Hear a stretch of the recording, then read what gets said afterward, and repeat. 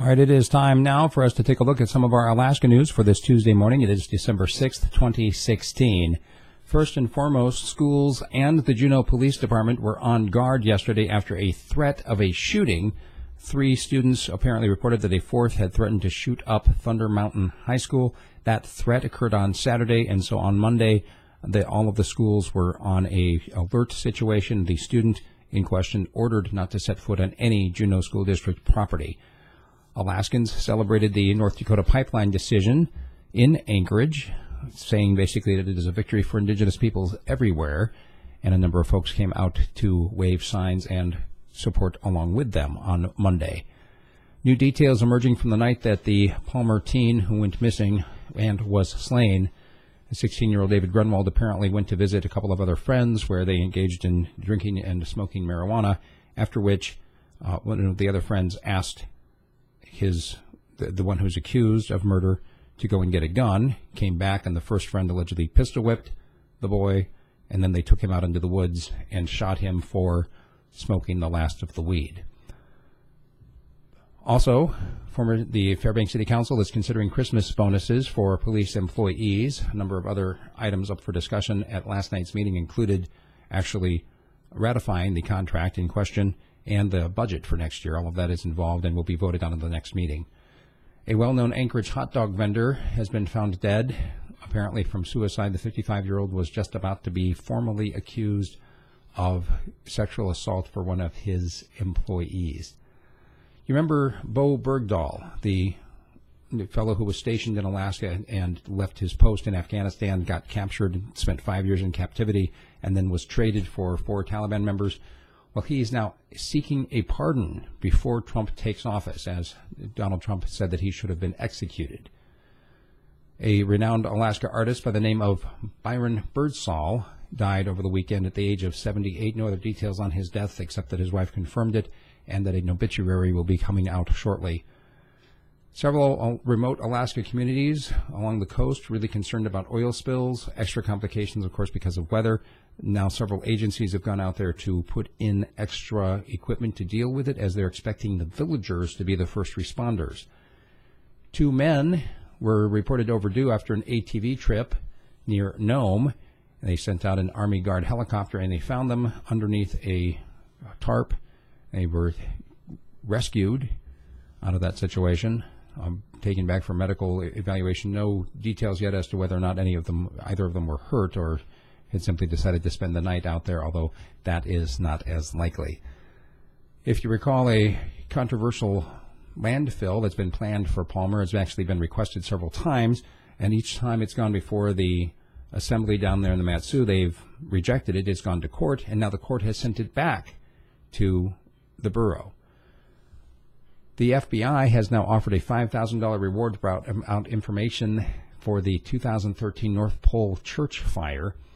The pastor of the church had noticed the door open back on December 4th of 2013. When he arrived, he opened it up and saw extensive damage inside, called 911. It wasn't just burned. Apparently, there was also some defacing and some graffiti. That's why the FBI got involved, because if an attack on a religious building is deemed to be because of that religious affiliation, there are additional felony and federal charges that'll be involved. They've offered a $5,000 reward because they say somebody knows who started that fire.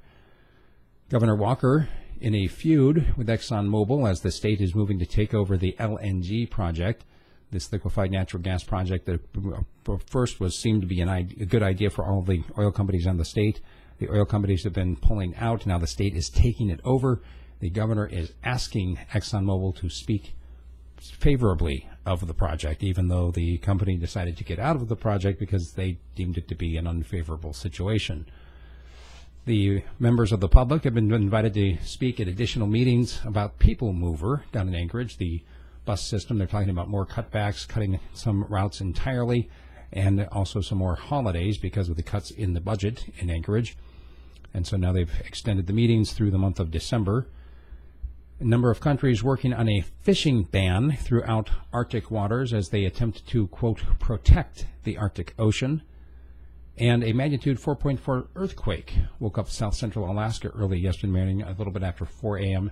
It was widely felt across Anchorage and Wasilla. No reports of damage, however. A woman was found dead in an East Anchorage homeless camp, and no foul play is suspected at this time. She and her boyfriend had just gone to sleep, and in the morning he woke up. She did not. She did, however, just get out of the hospital after a surgery. And if you recall, the Reverend Scott Fisher, the flamboyant Episcopalian priest here in the Fairbanks area, had a number of his vestments stolen on Friday, took to social media, and on Sunday afternoon, he got everything except his camera back. He calls it a happy Fairbanks story. Renowned Tlingit weaver Terry Rofkar has died at the age of 60. No official cause of death has been given, except for the fact that she herself on her social media has been saying that cancer has been taking most of her time and most of her energy.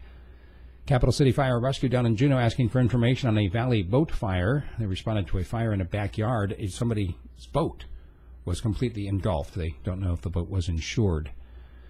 The northernmost city in America is going to be getting its first fast food chain outlet. The town formerly known as Barrow, now it's Utqiagvik, is going to be getting a Subway sometime earlier next year. And if you're wondering how much money Alaska brought in taxes from the first few days of legal pot, $10,400. And that's just from 3 stores that were active at the time. A couple more have gone online since then. That's the first month, that's October, in which they were only open for like 3 days. So could be quite a bit of tax revenue coming into the state of Alaska because of legal marijuana. We'll be following that story, of course, as it unfolds. Stay with us. We've got a commentary coming up here shortly. I'm going to be giving you a tip on one of the things I do as a dad that I think is beneficial. At least my kids have told me so, that they enjoy it. And I'll be back again tomorrow with another podcast and commentary for you. If you like what I'm doing, please consider becoming a sponsor. I've got options for you from Patreon, GoFundMe, and, of course, you can become a direct subscriber as well at my website, radiofreespeech.com. Please be sure to let me know what kind of topics you'd like me to cover on the commentary. Once again, you can email me, steve@radiofreespeech.com. We'll talk to you soon.